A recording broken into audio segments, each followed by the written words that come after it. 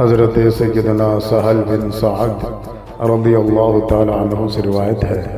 کہ حضور پاک صاحب اولاد سیاح افلاک صلی اللہ تعالی علیہ وآلہ وسلم کا ارشاد ہے،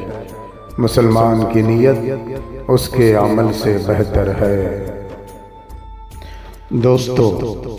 امیر المومنین حضرت سیدنا علی المرتضی کرم اللہ تعالی وجہہ الکریم نے ارشاد فرمایا،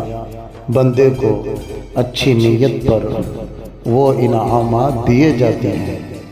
جو اچھے عمل پر بھی نہیں دیے جاتے، کیونکہ نیت میں ریاکاری دکھاوا نہیں ہوتا۔